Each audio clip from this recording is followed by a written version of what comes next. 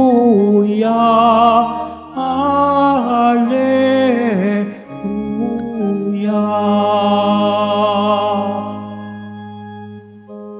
Ikaw, Kristo, ay sinugo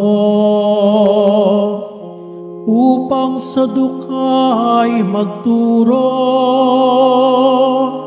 magpalaya sa bilanggo.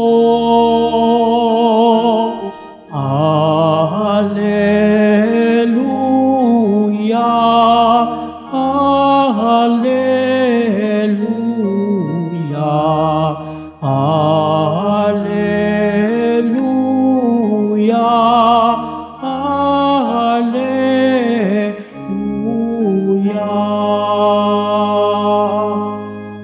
Sumainyo ang Panginoon. At sumayo rin. Ang mabuting balita ng Panginoon ayon kay San Lucas. Papuri sa iyo, Panginoon. Noong panahong iyon, umuwi si Jesus sa Nazaret na kaniyang nilakhan. Gaya ng kaniyang kinagawian, pumasok siya sa sinagoga ng araw ng pamamahinga.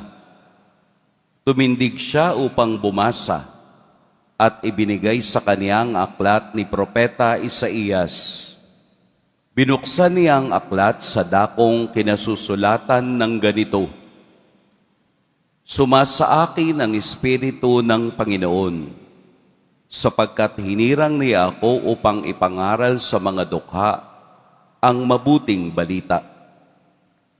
Sinugo niya ako upang ipahayag sa mga bihag na sila'y lalaya at sa mga bulag na sila'y makakikita, upang bigyang kaluwagan ang mga sinisiil at ipahayag ang pagliligtas na gagawin ng Panginoon." Binalunbon niya ang kasulatan at matapos isauli sa tagapaglingkod, siya'y nakaupo. Nakatitig sa kanya ang lahat ng nasa sinagoga at sinabi niya sa kanila, "Natupad ngayon ang bahaging ito ng kasulatan samantalang nakikinig kayo."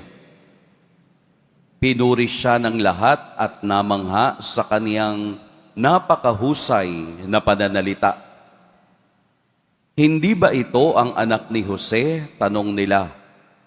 Kaya't sinabi ni Jesus, "Walang pagsalang babanggitin ninyo sa akin ang kawikaang ito.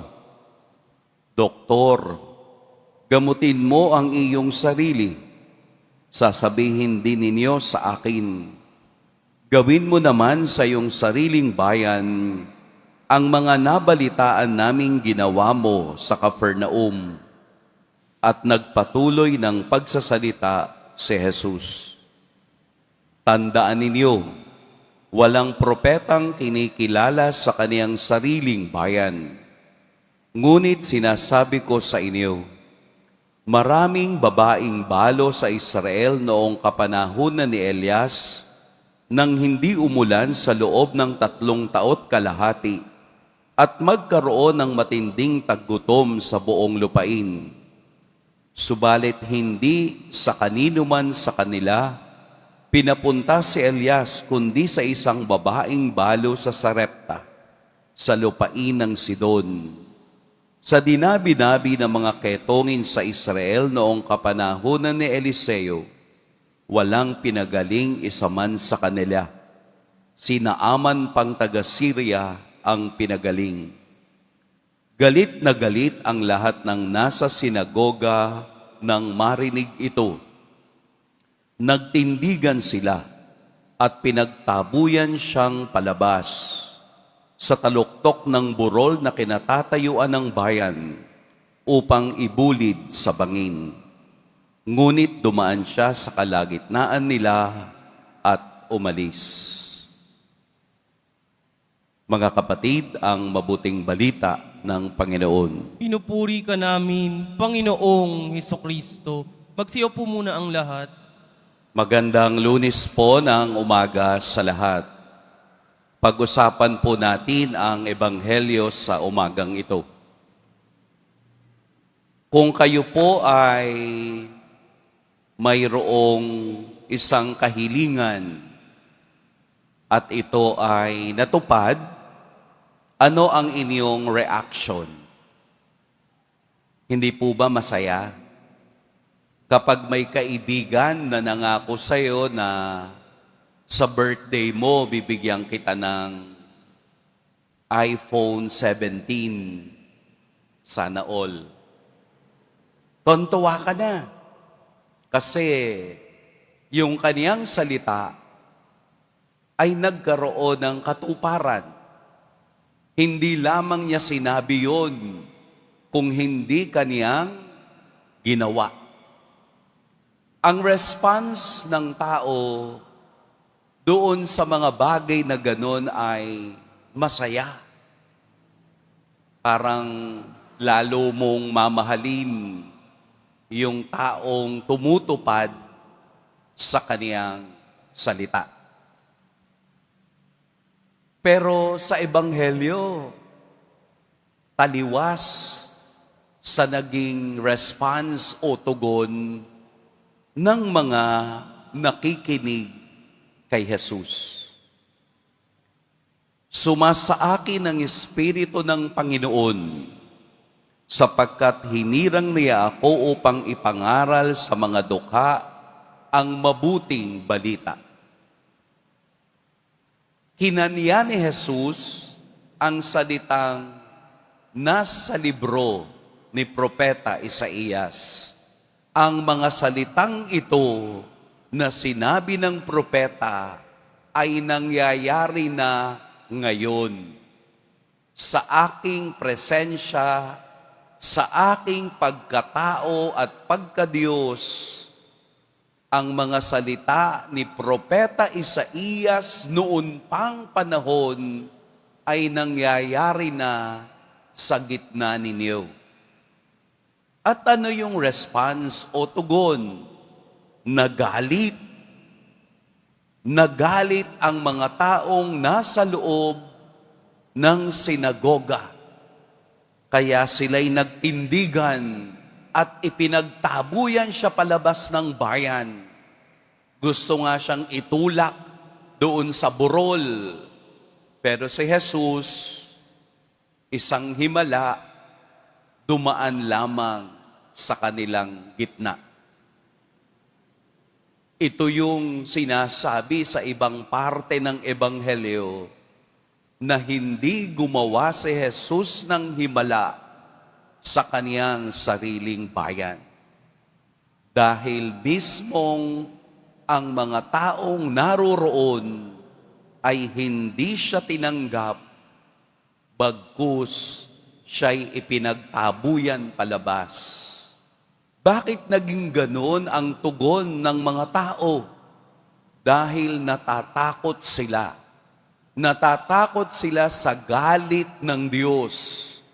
Dahil walang pwedeng umako, walang pwedeng magsalita na siya ang Diyos dahil paparusahan ng kamatayan. Kaya ganun na lamang ang galit ng mga tao dahil madadamay ang buong bayan sa isang taong sinasabi niyang naganap na ang sinasabi ng Propeta Isaías. Ang Ebanghelyo ay nagtuturo sa atin kung ano ang tamang tugon sa mga bagay na hindi natin inaasahan. Ano ang response natin sa Diyos? Ano ang pwede nating itugon sa Kanya? Na sa katunayan, buong-buong tinatanggap, sinasabi at ipinapakita ni Jesus na ang salita ng propeta ay naganap na, marami pa rin sa kanila ang hindi naniwala. Bakit kaya ganun? Yun nga yung hinihintay nila eh. Hinihintay nga nila ang pangakong Mesiyas na darating sa kanilang panahon. At eto na nga, pero ayaw pa nilang tanggapin. Bakit? Kilala nila kasi si Jesus eh. Hindi ba't yan ang anak ni Jose? Kilala nila mula pagkabata kung papaanong lumaki ang batang ito. Kaya sila ay nagugulat. Kaya sila ay namamangha sa talino at galing nitong magsalita. Ikinagulat nila dahil hindi nila kapareho. Kakaiba ang pananalita ni Jesus na mayroong autoridad at mayroong kapangyarihan. Sa atin pong buhay, Kristiyano, paano tayo tumugon sa realidad ng buhay? Tayo ba ay katulad ng mga Pariseo na masyadong ballistic? Masyadong, alam nyo na, yung itulak, itapon, sa bundok. Masyadong mapanakit. Masyadong brutal ang kanilang pagtugon sa kanilang naririnig. Lalo na kapag ito ay totoo. Lalo na kapag si Jesus ay nagsasalita ng katotohanan. Ano yung tugon natin ngayon? Paano natin tinatanggap ang salita ni Kristo? Paano natin tinatanggap ang kanyang salita sa ating kahilingan na hindi? Kasi nag-e-expect tayo palagi na kapag nagdarasal, oo ang isasagot ng Diyos. Na kapag humiling tayo, ginagawa nating automatic ang Diyos. Ginagawa nating magic genie ang Diyos. Yun bang paghingi natin, gusto natin, oo palagi ang sagot ng Diyos? Papaano kung hindi? Papaano pag sinabi niyang hindi pwede? Anong magiging tugon mo? Maraming tao doon natetes ang pananampalataya.